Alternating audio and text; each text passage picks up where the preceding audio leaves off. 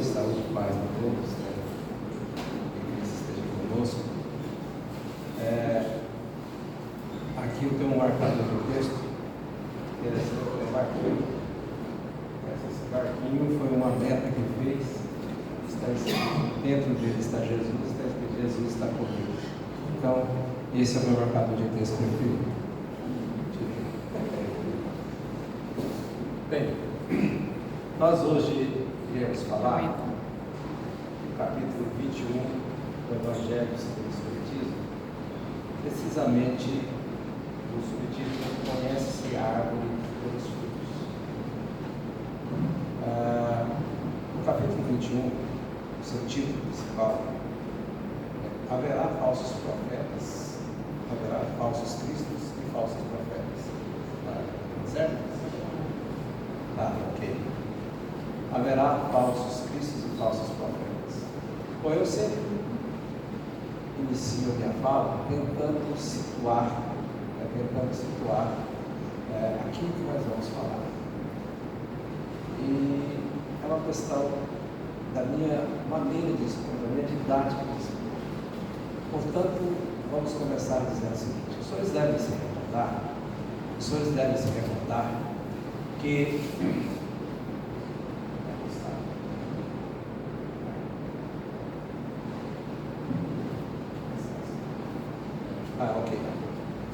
devem se recordar que o Livro dos Espíritos, escrito em 1857, ele nos traz a parte filosófica do Espiritismo. O Livro dos Médiuns, de 1861, nos traz a parte dos fenômenos do Espiritismo. E o Evangelho segundo o Espiritismo, de 1864, nos traz os ensinamentos morais.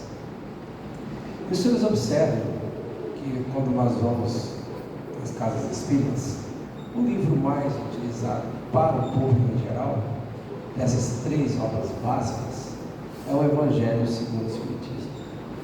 Mas por que será que é o Evangelho segundo o Espiritismo? Porque, na realidade, o que nós precisamos é de uma ascensão moral. A nossa melhoria é a melhoria moral. Então é por isso que se realça muito a todos o Evangelho segundo o Espiritismo. Lógico que o ideal do conhecimento é nós termos conhecimento dessas obras básicas e de outras obras. Porque aquele cientista Einstein, certa vez, disse para nós o seguinte: que o homem que ignora algo, isso não existe para ele. Então, consequentemente, se nós ignoramos a obra, se nós ignoramos os ensinamentos, isso não existe para nós. Então, o conhecimento é relevante. E isso faz me recordar de Bezerra de Menezes, que nos indica que, se nós fomos criados à imagem e semelhança de Deus, para que nós possamos nos elevar até Ele, nós precisamos ter duas asas: a asa do conhecimento e a asa moral. Então, essas asas em equilíbrio é que nos levarão até Ele. E por que eu estou dando toda essa volta? Porque, na verdade, este livro aqui, o Evangelho segundo o Espiritismo, ainda situando naquela que ele propõe, ele nos indica uma seguinte situação. Kardec, ele primeiro transcreve, normalmente, o Evangelho segundo o Espiritismo, ele primeiro transcreve o Novo Testamento. Ele transcreve, então, o que está escrito na Bíblia segundo o Novo Testamento. Posteriormente, ele faz comentários de Kardec sobre o texto bíblico, o texto do Novo Testamento. E traz também comentários dos Espíritos sobre aquela lição. Então, veja bem, o nosso ponto hoje, se centrou no 1, 2 e 3. 1, 2 e 3, na verdade, é uma análise, uma interpretação daquilo que está escrito no Novo Testamento. Posteriormente, é que vem a fala de Kardec, é que vem a fala de Espíritos de Erasmo, de Luís. Então, o que nós vamos se concentrar hoje, segundo o que foi pedido? Nessa parte inicial, né, da árvore, indicando, o fruto indicando qual é a árvore. Pois muito bem. Nós observamos, no 1, 2 e 3, que nós iremos tratar aqui de 3 evangelistas, de 3 que escreveram o Evangelho. João não está nesta relação. Então, nós falaremos aqui de Lucas, de Mateus e de Marcos. Pois muito bem. Vamos lá. A árvore que produz maus frutos não é boa. E a árvore que produz bons frutos não é má. Porque se conhece cada árvore por seu próprio fruto.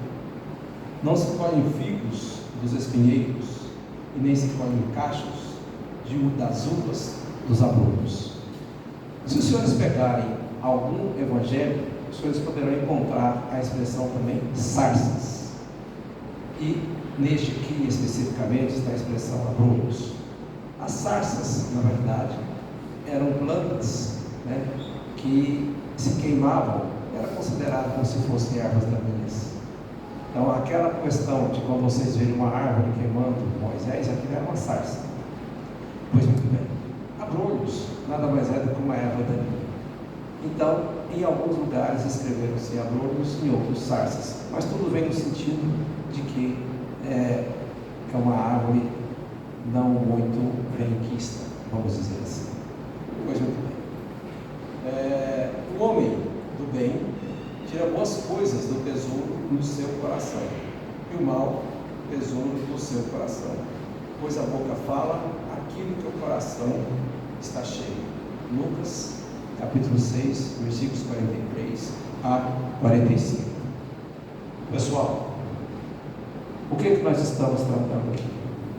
Os senhores observam que está dito no texto que você reconhece o fruto pela árvore.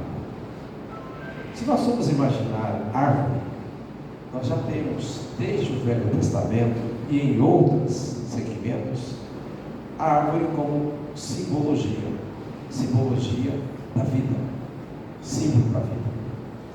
Então, essa árvore como símbolo da vida, nós temos, por exemplo, a raiz, que fica, que nos dá estabilidade. E o que nos dá estabilidade? O que nos dará estabilidade são justamente os ensinamentos morais. À medida que a gente vai enraizando, nós vamos adquirindo a estabilidade com os ensinamentos morais. Mas existe o tronco, existem os galhos, isso tudo é simbologia que está escrito nos textos. Esses galhos são voltados para o divino, como que é suplicar para ter conhecimento. Mas essas árvores, as árvores boas, produzem bons frutos, as árvores más produzem maus frutos. E o que isso quer dizer? Cristo, nosso modelo maior, ele ensinava e nos ensinou e nos ensina até hoje através das parábolas, das metáforas, das alegorias. Então, para que ele se fizesse compreender, né, de situações complexas, ele utilizava essas figuras metafóricas, essas comparações, de uma forma simples, para que se atingisse o objetivo de um ensinamento mais profundo. E isto vem acontecendo ao longo dos anos, porque naquela época a ciência não era tão evoluída. E à medida que o tempo passa, todas essas falas, todas essas metáforas, essas comparações, elas vêm sendo comprovadas através da ciência. Por isso que nós trabalhamos com a chamada fé raciocinada, a fé da razão, porque há de chegar um momento em que tudo estará revelado, mas neste momento também nós seremos evoluídos. Mas o que quer dizer isso? Bom, se nós estamos falando, né, de bons frutos e maus frutos, estamos falando de ensinamento cristão, árvore da vida, significa então que os bons frutos são justamente o quê? Aquilo que nós produzimos. Vejam bem, porque a meta a ser alcançada por nós que somos falhos, a meta a ser alcançada é ser um homem de bem, a pessoa de bem, é atingir a situação de Cristo, atingir aquela pessoa, atingir aquele espírito, sem defeitos, apenas virtudes. E isso nós só conseguiremos a partir do instante em que nós façamos algo. Então é por isso que mais adiante no texto nós vamos compreender o seguinte, que uma coisa é recebermos as informações, é recebermos os ensinamentos, mas a outra coisa é agir, fazer. Então, portanto, os nossos frutos, na verdade, são as nossas ações, é a nossa pegada, é o nosso caminhar no nosso dia a dia. Esses são os nossos frutos.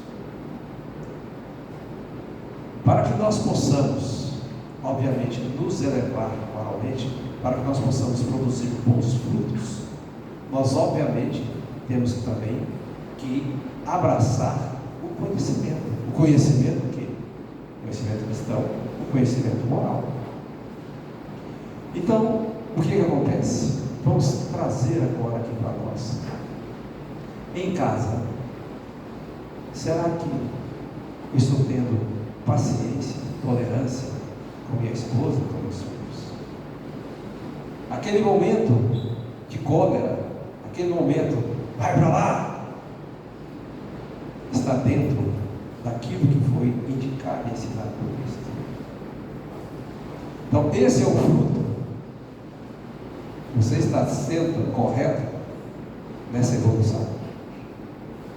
Só que o que nós estamos observando, o texto vai nos colocar, e todo o Evangelho segundo o Espiritismo nos demonstra uma segunda situação, que nós precisamos primeiro do autoconhecimento. Lembra-se, conhece-te a ti mesmo? Nós precisamos do autoconhecimento. Nós precisamos de autenticidade naquilo que falamos e fazemos. Porque queira ou não queira, vejam bem, nós somos seres multifacetados. A árvore, propriamente dita, fisicamente, a manga, só produz manga. O figo só produz figo. E nós? Nós somos multifacetados. Logo mais adiante, no próximo texto, os senhores poderão observar justamente essa assertiva, onde se demonstra que nós nos travestimos, nos apresentamos de uma forma aos olhos da sociedade, mas agimos de forma diferente, porque somos multifacetados.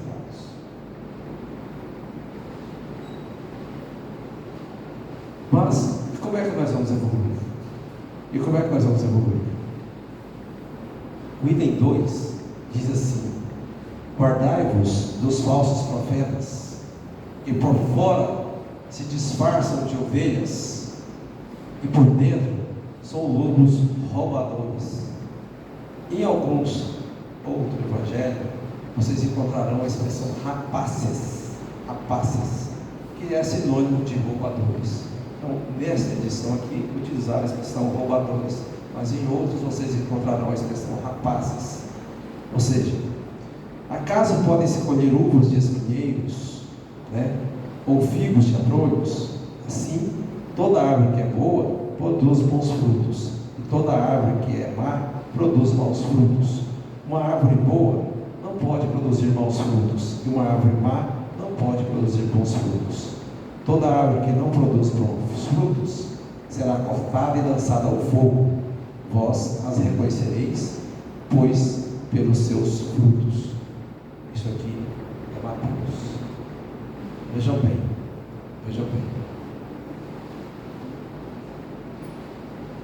Nós, seres humanos, vivemos e colocamos máscaras em nossos atos. Quantas vezes nós estamos diante de alguém e falamos: está tudo bem, mas por dentro a nossa vontade é de mandar a PQP ou de tacar a mão no ouvido daquela pessoa. Mas muito bem, o que é isso? Isso é o bom fruto? Ou isso é o bom fruto?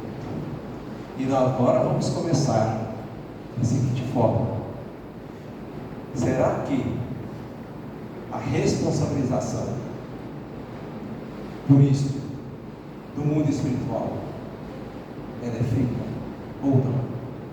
Vejam bem, aqui quando nós estamos falando sobre a nossa evolução moral, eu quero dizer aos senhores o seguinte: nós estamos tratando primeiramente de nós seres humanos materializados. Nós somos também espíritos, e o espírito, se eu desencarnar hoje, eu vou embora com os meus defeitos e as minhas virtudes. Não é porque eu desencarnei que eu fiquei gente boa, não. Eu vou embora com os defeitos e as minhas virtudes. Consequentemente, haverá influências no nosso cotidiano, no nosso dia a dia, no nosso comportamento, também dos espíritos. É assim como nós tentaremos influenciar. Mas, humilde, por que você está falando isso? Porque só temos um caminho. A nossa evolução passa justamente por essas pegadas, por esses passos. O primeiro ponto mais próximo ao autoconhecimento que sempre o Evangelho coloca. Primeiro você tem que se conhecer. Então o primeiro ponto é você começar a se modificar. Depois você esparge para o próximo. Quem é o próximo mais próximo? Aquele que está ao nosso lado. E normalmente aquele que está ao nosso lado é o que mais sofre. Com os nossos defeitos. É ele que nós atacamos. Depois nós daremos mais um passo. Esse mais um passo é para o vizinho. Daí um pouco para o nosso bairro, para a cidade, para uma comunidade inteira. Aí, estas pegadas, estes atos, serão os nossos frutos. Vejam bem, estou realçando que os frutos são a consequência de nossos atos. A meta a ser alcançada é o bem, é o amor. Mas como é que isso funciona? Nós recebemos informações, processamos essas informações e pensamos. E aí vem a diferença. No mundo espiritual, nós enquanto espírito, até mesmo quando pensamos, eu quero te dar um burro na cara, vagabundo. Até mesmo quando pensamos, estamos, na verdade, produzindo um mau fruto. Somos energia positiva e negativa. Diferente do ser materializado, daqui materializado humilde. Aqui a nossa responsabilidade como ser materializado, como ser material, é diferente. Nós homens colocamos a responsabilização por nossos atos a partir da exteriorização, a partir da ação. Então vejam bem a diferença. Então eu cogito, eu vou dar um soco nesta pessoa, eu preparo, eu tenho a ação. A minha responsabilização vem a partir desta ação. Esta é a responsabilização humana, material.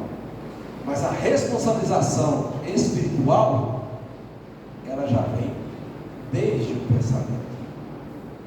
O pensamento também é uma ação positiva ou negativa. Vejam bem, os senhores se recordam do vigiar e orar? Os senhores se lembram que se fala o seguinte: entra para o seu quarto e ora. Esse entrar para o seu quarto, como eu sempre digo, que eu estou dizendo, é metafórico, né? O andarilho não poderia entrar no quarto, não tem quarto.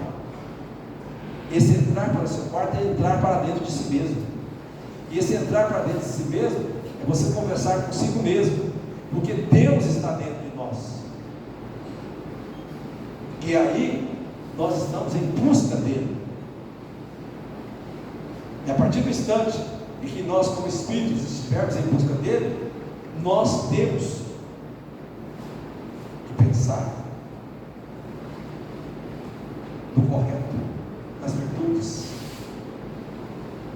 e que aqui estamos exteriorizaremos através das boas ações. Só que, como eu disse anteriormente, nós somos multifacetados. Nós colocamos máscaras. Nós não somos autênticos. Nós só conseguiremos ser autênticos a partir do instante em que sejamos verdadeiramente luz, energia puramente positiva. Nós ainda não somos.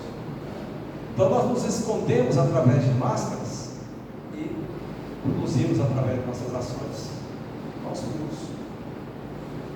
E o que isso significa? Por isso, guardar-vos dos falsos profetas. Pessoal, mas quem seriam esses profetas? Pelos ensinamentos cristãos, os profetas que a Bíblia fala, os profetas que o Evangelho fala, os profetas que os textos nos indicam, na verdade seriam os médiuns. E presta atenção, a mediunidade não é uma exclusividade do Espiritismo. A mediunidade é de todos. Eu tenho uma amiga que não é espírita e, no entanto, tem o poder de cura quando ora. O que significa isso? Porque Deus, Cristo, Ele não trouxe para nós a religião X, Y. Ele trouxe condutas morais a serem efetivadas. Nós é que criamos. A criação é nossa. Então significa o seguinte: que esses falsos profetas, esses profetas médicos, etc., são pessoas que de alguma forma conseguem transmitir palavras, mas são ovelhas, né, são lobos vestidos de ovelhas. E os senhores verão logo mais adiante, no próximo evangelista, a consequência disso. E até vou citar um exemplo em que Deus, estou ficando agoniado de ficar paradinho aqui o tempo inteiro, está dando agonia, isso não tem, isso tira a concentração. Deus, né, auxilia esse irmão.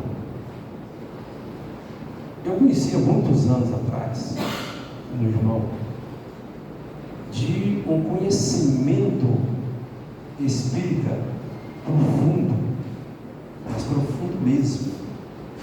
Eu ainda não conheci outro que tivesse a bagagem e o conhecimento de obras e interpretações espirituais tal qual esse cidadão tinha.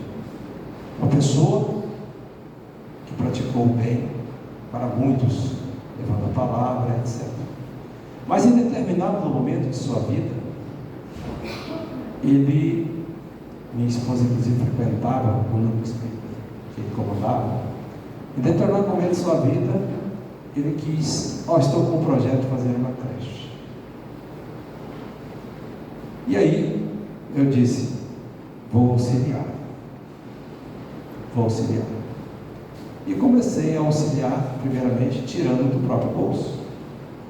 Fui tirando, e nada aparecia na tal da obra dessa creche.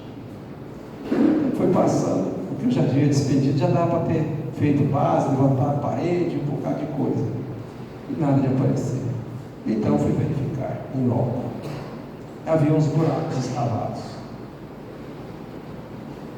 O que é isso daí? O irmão, né, profundo conhecedor da doutrina, profundo mesmo, incentivador de boas práticas, naquela ação, ele estava equivocado. Então, o que acontece? Desencarnou, vai algum tempo, doente, com problema de renal, mas o que acontece? Os bons frutos que ele produziu, como profundo conhecedor, não morreram, mas tiveram consequências, os maus frutos também.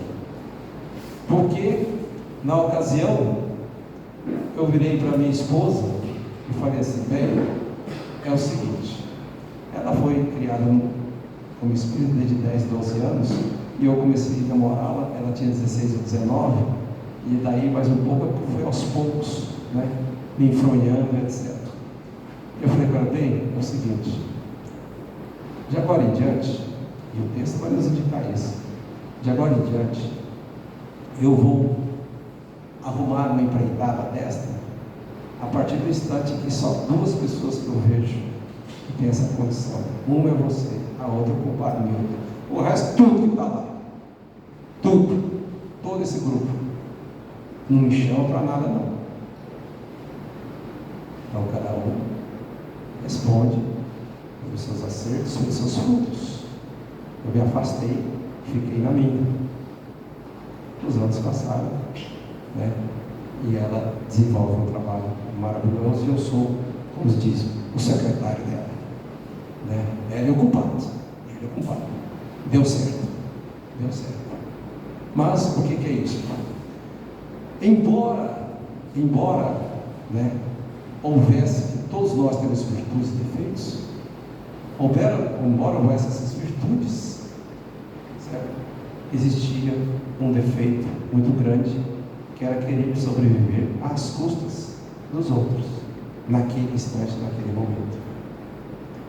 Então isto, obviamente, é por isso que o texto nos coloca aqui, né? Toda árvore que não produz bons frutos será cortada e lançada ao fogo. É forte, mas o que nós sabemos? Se nós produzimos maus frutos, nós erramos. Se nós erramos, o que a nossa doutrina diz? Vamos voltar e repetir, né? Tomamos bomba, vamos repetir o ano. Então, com certeza, daqui a algum tempo, eu mais esse irmão, nós estaremos juntos de novo. Por que não estaremos juntos de novo? Porque ele fez uma coisa e eu deixei de fazer o que deveria fazer durante um bom tempo.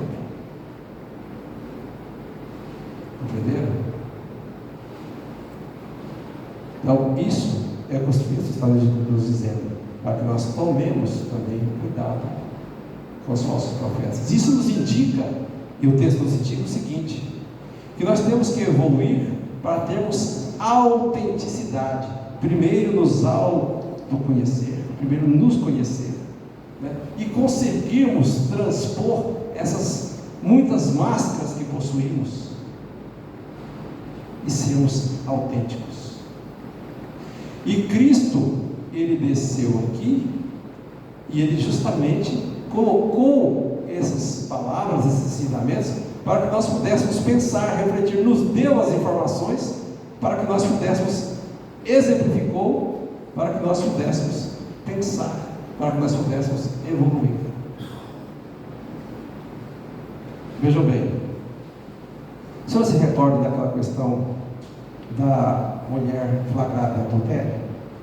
A legislação humana era apedrejar e morrer, matar a mulher a pedradas.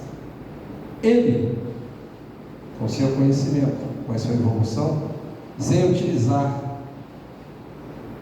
de mais nada a não ser justamente o bom coração, disse: quem não tiver pecado, que atire a primeira pedra. Quem é que teve coragem de apedrejar? Ninguém. Foram embora. Pode até ter arrependido. Eu deveria ter dado a pedrada, porque está na lei, eu tinha que cumprir a lei. Pode até ter arrependido. Mas naquele instante, o que está acontecendo? Prevaleceu Prevaleceu a orientação moral.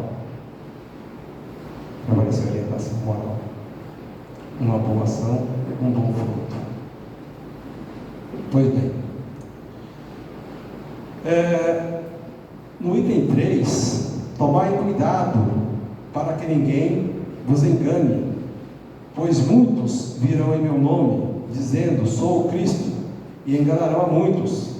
Levantar-se-ão muitos falsos profetas, que enganarão muitas pessoas, e a caridade em muitos esfriará, porque a iniquidade se multiplicará. Olha o pedacinho que eu enquadrei aqui. A caridade esfriará.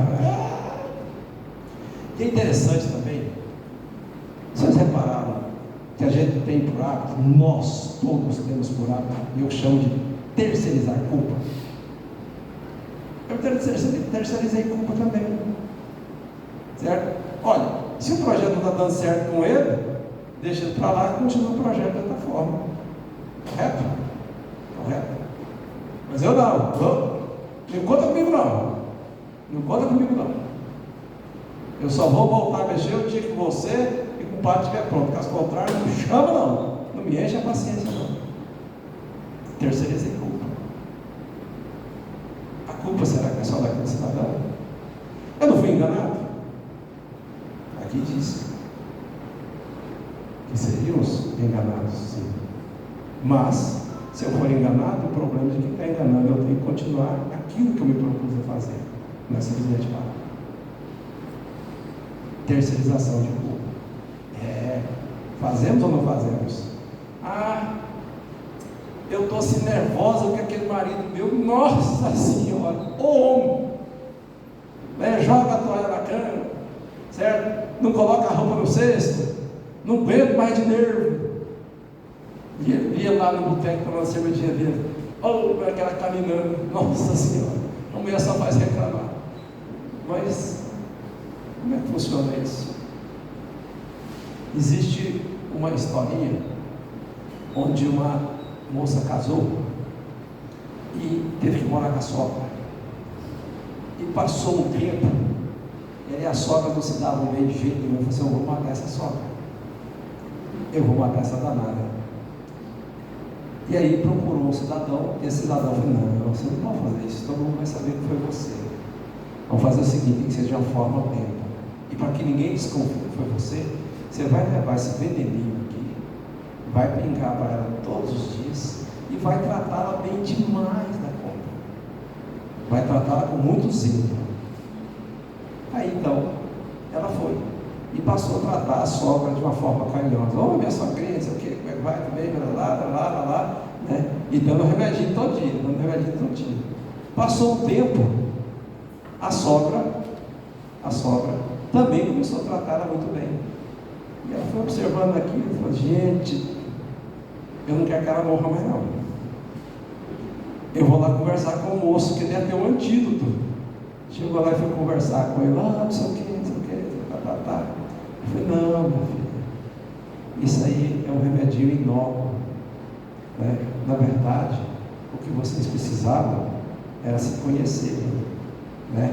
Então, a partir do instante que você a tratou com respeito, você a tratou com amor, ela te deu respeito, ela te deu amor.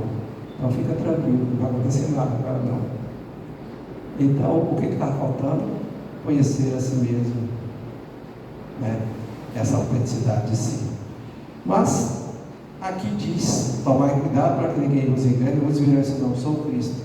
Gente, Cristo, ele era arrogante? Era pedante? Ou era humilde? Humildade em pessoa. Então, quando você chega em algum lugar que você encontrou aquele cara, eu sou o Cristo, eu não sei o que, eu sou o bom, eu sou o gostoso. Então você já começa a afastar um pouquinho, que a coisa não é bem assim não. E nós podemos ver o seguinte, como eu falei agora há pouco, que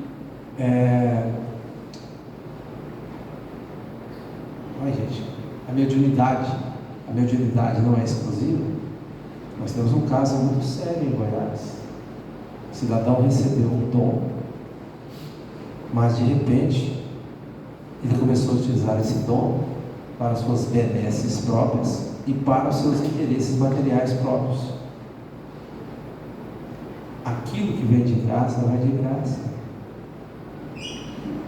Se nós recebemos um determinado dom, nós o recebemos para colocar em prol do próximo. Esse é o bom fruto. E obviamente, a partir do instante em que se desvirtua, certo? Foge-se daquilo que aqui está escrito. Então, essas pessoas farão grandes prodígios, como diz o texto aqui, mas serão salvo aquele que perseverar até o fim. Então, se alguém disser, o Cristo está aqui ou está aí, não acrediteis, pois levantar-se-ão falsos cristos e falsos profetas, que farão grandes prodígios e coisas espantosas. Para encerrar, e como nós, aqui vem a missão dos profetas, prodígios profetas, não acrediteis, são para as próximas palestras, não vou fechar, mas e como nós vamos identificar essa questão dos falsos profetas? Muito simples, simples mesmo, não é brincadeira não. Qualquer coisa que for contrária à prática do bem, normalmente ela é feita à só-relva, às escondidas. Tudo aquilo que nós não podemos jogar à luz, tem que ficar meio escondidinho, saibam, senhores, que não está correto. Se você tem que pagar pela prática do bem, não está correto. Se você tem que ceder alguma coisa pela prática do bem, não está correto.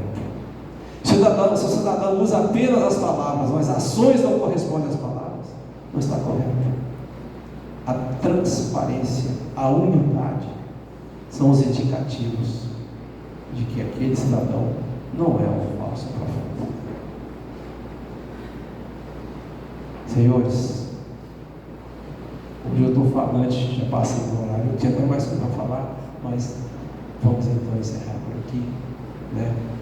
Rogando ao nosso Senhor que nos conceda saúde e paz, que o resto a gente corre atrás. Amém.